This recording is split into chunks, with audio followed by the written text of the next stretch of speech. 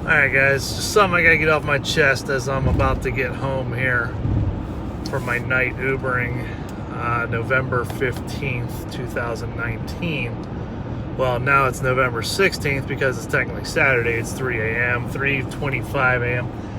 About 2 hours ago, I was heading back to Pittsburgh International Airport from the side of Pittsburgh known as Oakland, where like University of Pittsburgh and CMU are.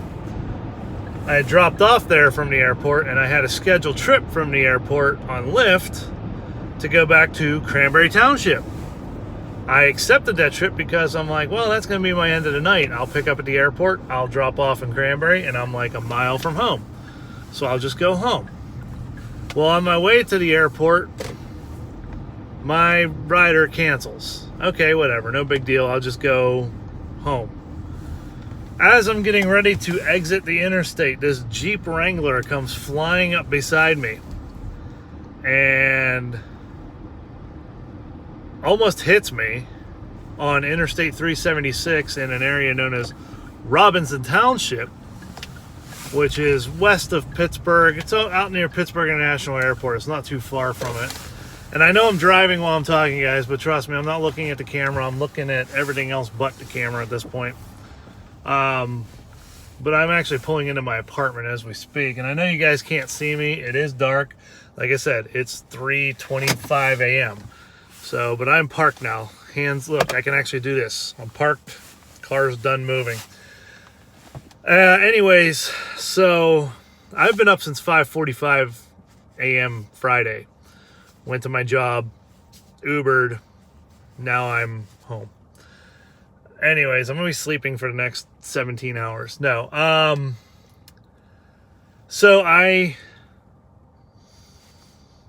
this vehicle almost hits me and then swerves and just plows into the median with his whole left side. It's a Jeep Wrangler. And somehow he's still going. He's still driving. So at that point, he was like a little bit ahead of me whenever he hit. So I backed off real quick. I tried to get a plate, but I couldn't. I couldn't see it. No light on it, illegal. There was some type of covering on it, illegal. And my headlights weren't lighting it up enough for me to read. Although with that covering on it, it was like keeping it from being able to be read. So anyways, so I call 911. I get connected with Allegheny County 911. I speak to them. I let them know where I'm at. This dude almost hits the median again while I'm talking to the dispatcher. And I report this. And then all of a sudden he hits two construction delineators. I believe that's the name of them. Basically not cones, but like they're the things with the chevrons on them, you know, the stripes. That's what they're officially known as chevrons. That's their official name. But anyways, the things that, you know, signify that a lane is closed. Well, luckily we're at the end of the construction zone. There's no workers here. And we're coming up on an exit. It's called Weirton exit. I believe it's exit 57 or something like that, or 58. I can't remember off the top of my head. But basically it's Robinson Township, and it's US 22 West.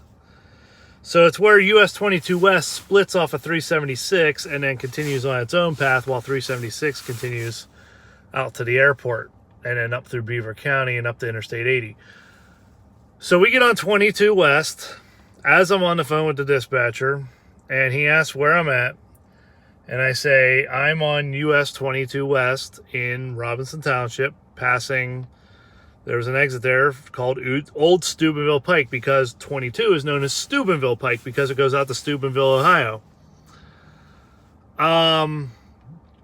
This dude is all over the freaking road, like left lane, right lane, shoulder. I'm reporting this to dispatcher, and dispatcher tells me that that is state police jurisdiction, their coverage for it. and that he has to be connected. I have to be connected to them. So he transfers me over. They answer the phone. He speaks. Obviously, I know he's going to speak first because they always say, hey, this is Allegheny County 911. I have a transfer. And then they say, go ahead, sir, or ma'am, or whatever. So I speak with the dispatcher, the state police dispatcher. I have no idea which barracks it is. I'm assuming it was the Moon Township barracks, which is right next to Robinson Township. And that's like the closest barracks for that whole area. And I tell her where I'm at. The exit I'm coming up on, it's called Oakdale exit, and that we're on 22 West, and she says, okay, I'm going to send an officer out. Great. Please hurry. This dude is going to hurt himself or hurt someone else. So she hangs up. I'm like, so that's it? Like, you don't want to keep me on the line so I can update you as to where we're going, if we take an exit, if he wrecks, that kind of stuff. So I'm following this guy, and he ends up, I'm going to open my windows here just to let some air flow through, because it's only 30 degrees out right now, but whatever. Oh, shut up, Siri. Yeah, 31 degrees, but you know what? I'm warm. I got my jacket on. I've had my jacket on all night. I'm warm. So as we're going down 22 West, this guy almost hits the center median a couple more times. He almost drove up a grass embankment, which was pretty steep along the road. If he would have hit that, he would have flipped. It was a Jeep Wrangler. If he would have hit that, he would have flipped over. There was no question about it. At one point, we were doing speeds of 85 to 90 miles per hour. And this dude is all over the road, shoulder to shoulder. So I'm keeping up with him, and I'm keeping him in a distance away that if something should happen, I could stop in time. I got my emergency lights on my car. I know you guys have seen my car. This is the control box for the emergency lights. Basically, all I got to do is flip this switch. They'll turn on when it's plugged in. You notice right now it's not plugged in. So that's why I can flip this switch. And then this is the pattern changer, and this shows you what pattern it is. It's a requirement to have a light that shows, what's going on with your light, at least in Pennsylvania. So anyways, he almost hits the median again. He almost hits the grass, like the embankment. We're going, and we're moving. And I'm like, where's this cop? I'm like, please tell me this cop is trying to catch up to us or something. Dude ends up clipping, like just nicking it, the guardrail. And I'm thinking to myself, okay, flat tire, he's going to stop something. Like there's no way he can't keep driving the way he hits stuff. He cranks stuff. But then again, Jeep Wranglers sometimes are made for that, where they put the one tire on top of the other of two Jeeps next to each other. Sometimes they're made for that kind of stuff. Depends on what your build is, your suspension and all that crazy stuff underneath. So we're going. And he ends up taking this one exit. So I kind of like back off. I take the exit with him. He's signaling one way. Well, I turn my turn signal on to go the other way just to throw him off the track, to know that, I don't want him to think like I'm following him. Hey, that's just my exit. Coincidence. I'm going that way. He ends up going straight from the exit back onto the highway, US 22 West. So I give it a minute. I turn off my fog lights on my car. And then I get back on the ramp when he's just enough that I know there's enough time to me to catch up to him again before the next exit. And I'm keeping him at a distance still, but this time I got my fog lights off. So I'm hoping he's thinking I'm a different vehicle. And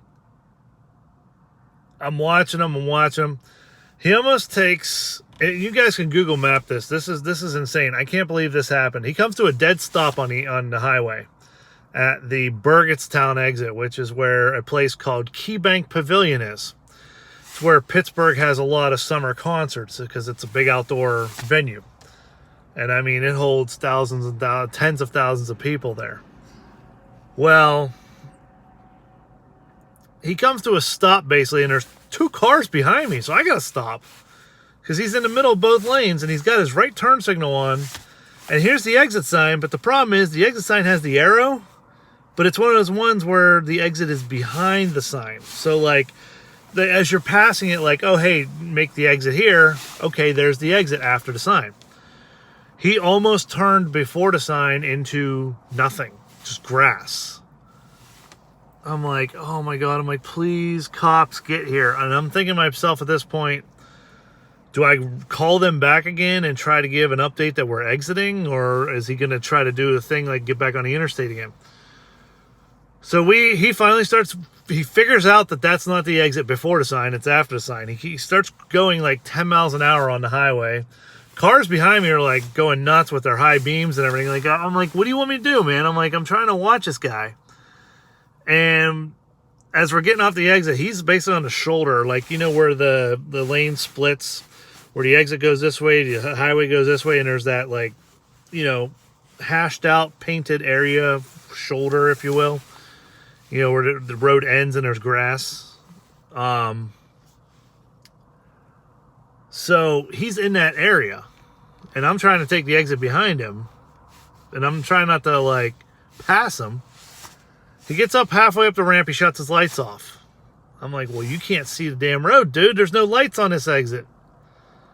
He turns them back on. I'm like, well, that was stupid.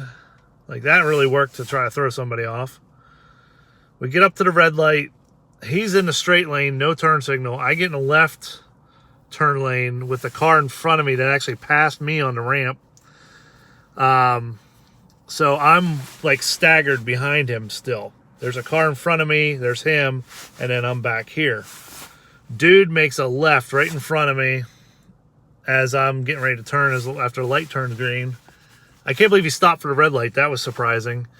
But he makes this left in front of me, and then he guns it, gets around the car that was in front of me. We're coming up to another red light with an intersection that's called Old Steubenville Pike. Now, this is the road that paralleled Steubenville Pike the whole way from that first exit where I I was on the phone with the cops. And he turns left. So he's heading west again. So there's a little market there. So I kind of act like I'm going straight, which is north on Route 18. I get behind the building that's there. There's a building there. And then I DUI real quick. And then I turn my fog lights back on. I turn my high beams on. So now I'm acting like a car with my high beams on.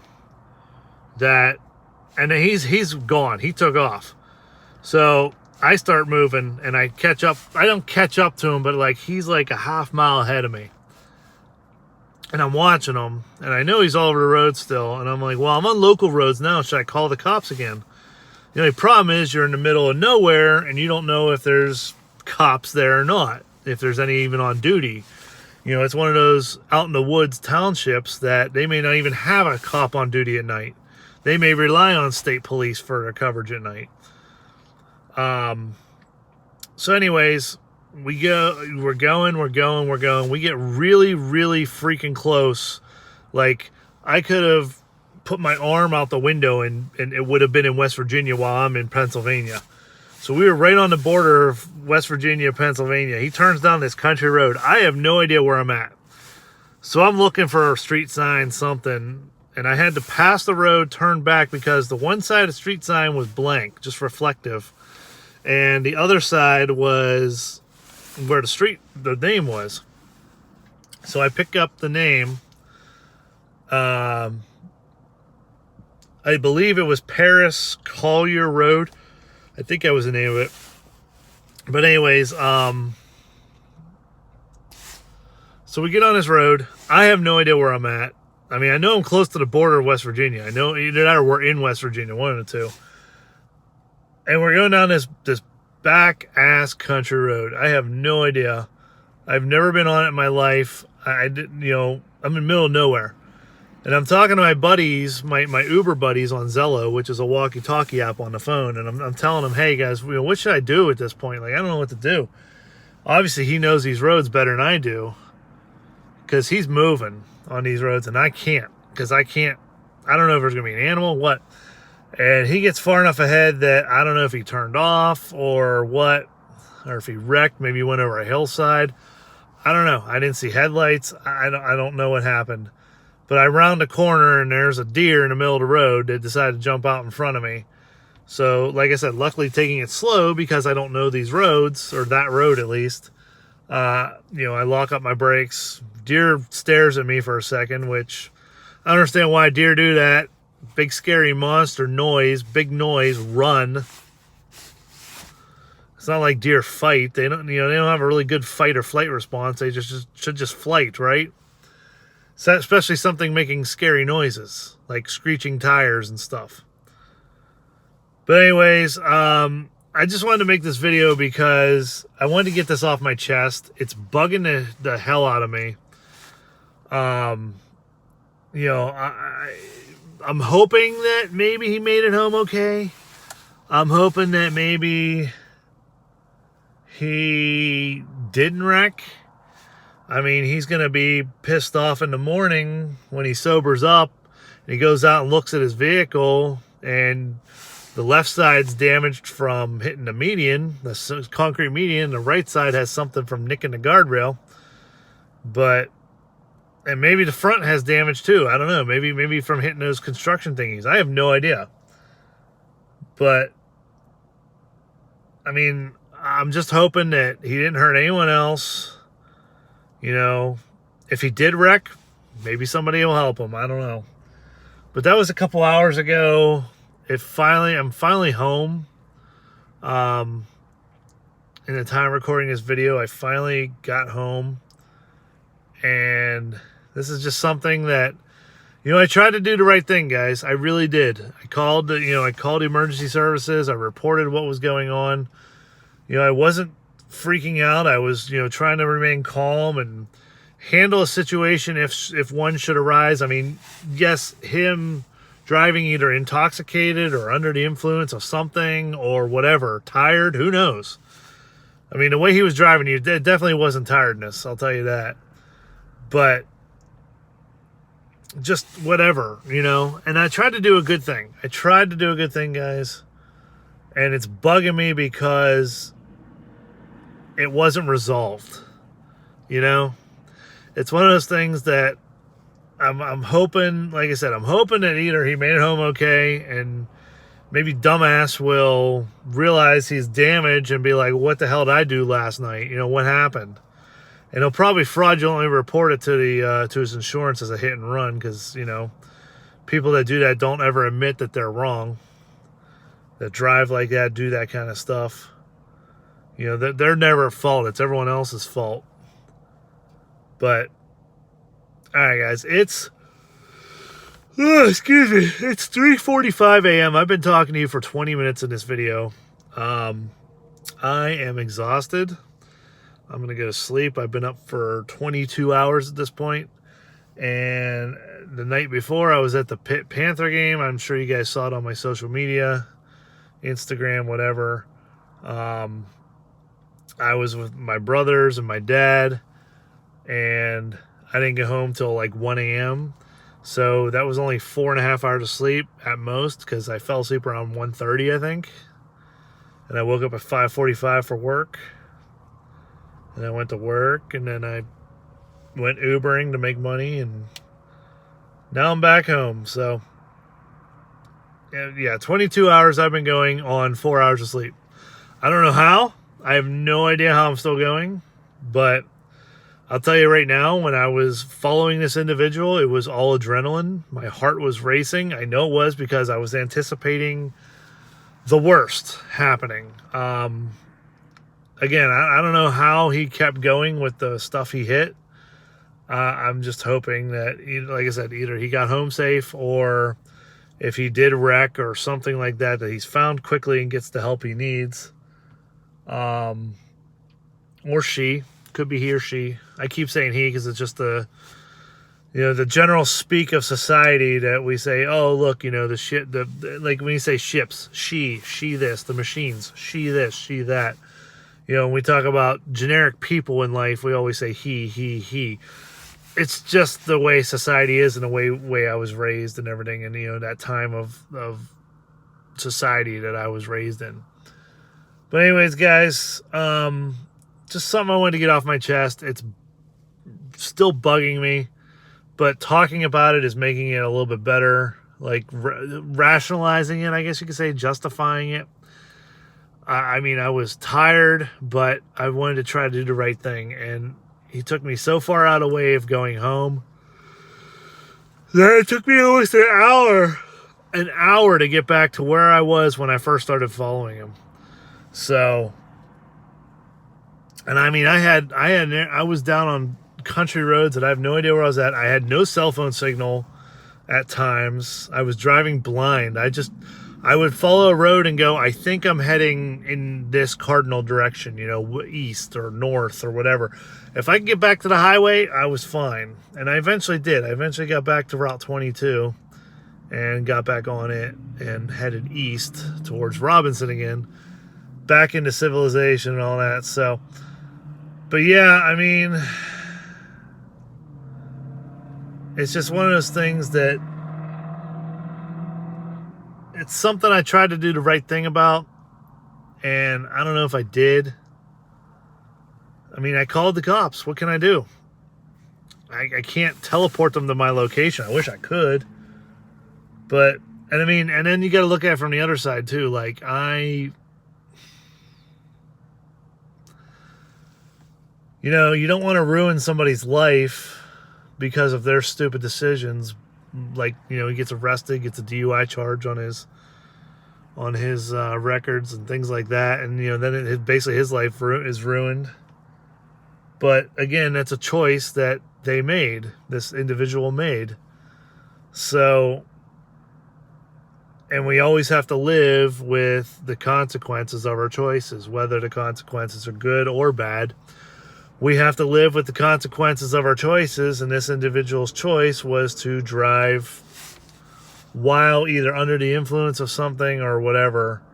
But it just, I look at it from all sides, and I guess that's called having empathy, and I don't know if it's a good thing or a bad thing. But thank you guys, seriously, for listening to this story, this rant, whatever you want to call it. I haven't done one of these vlogs in a while, but this is just something that I need to get off my chest. It's bugging me. So I don't know. But yeah.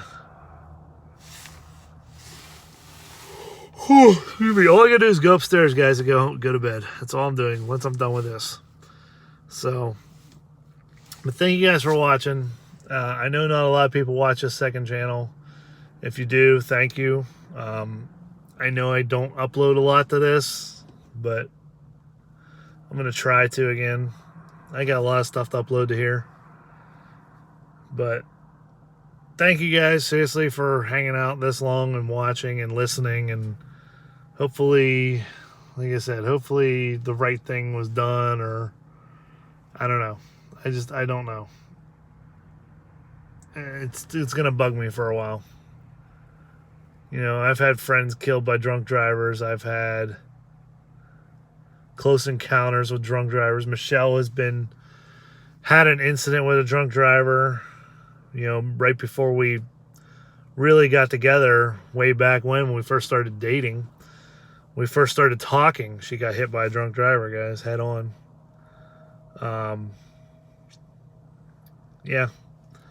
So it's one of those things that anytime that happens, I want to do the right thing, but then I also look at it from the other side of, not saying that I would make the choice to ever drive drunk. I don't. Michelle drives if I drink. And I don't drink all that much, guys, honestly. I drink like once a year, twice a year. I might have one drink here or there, but I don't drink, like I did in my 20s. And trust me, I made some stupid decisions in my 20s, guys. I went to the local fire hall, and drove home to my parents after having a few too many, choices that you make. I had to get home. Didn't have Uber and Lyft back then, which we did.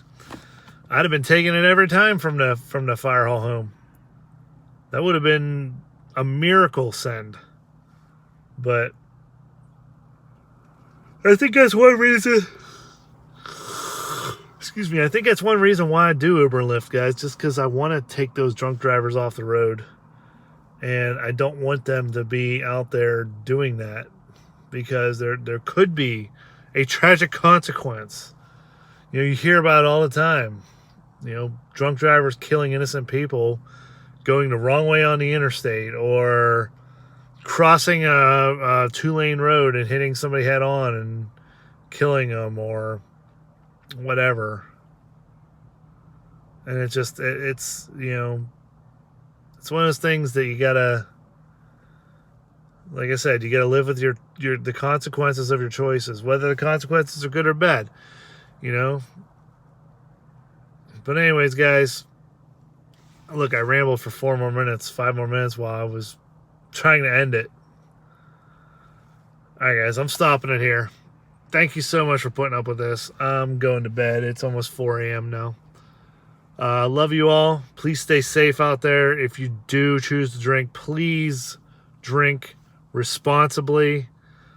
Please use a taxi service. Have a designated driver. Pay for an Uber. Sleep it off at a friend's house on a couch. Something. If you're at if you're at a friend's house already, don't drive home. Just sleep in your clothes there. I did that many times when I hung out with my friends and we drank, man. I slept on his couch, on his floor, whatever. I did it. Woke up hungover the next day. That was horrible. But be responsible, guys. Make the right decisions. Do the right thing in life. And as I always say, catch you guys next time. Thank you so much for watching. Please, please be safe out there. Love you all. Peace.